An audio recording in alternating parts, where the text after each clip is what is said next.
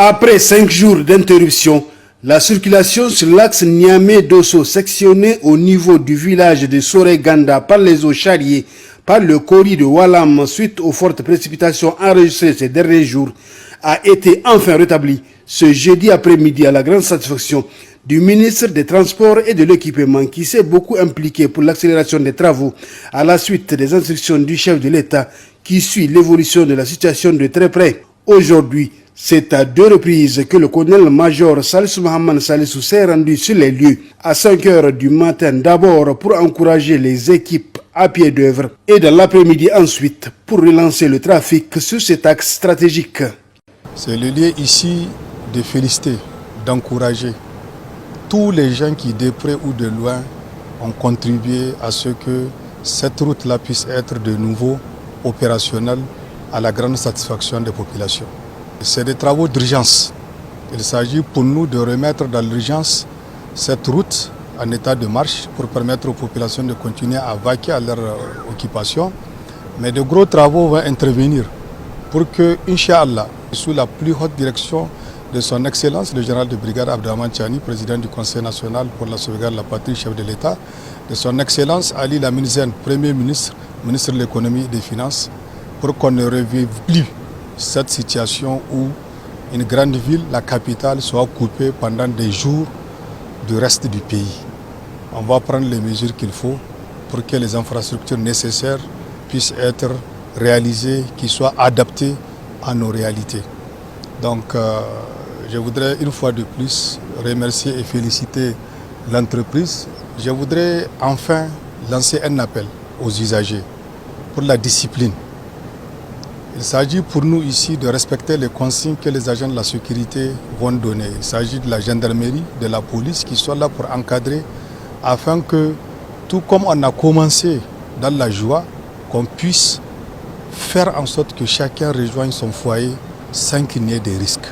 C'est un ouf de soulagement pour les usagers de la route ayant passé plusieurs jours bloqués de part et d'autre de l'ouvrage. Depuis lundi, on est là-bas. On a fait 4 jours.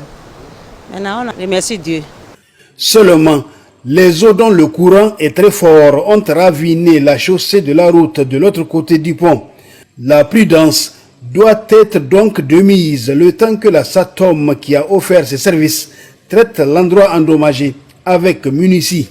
Quand on a commencé l'intervention, la dégradation dont vous parlez n'existait pas.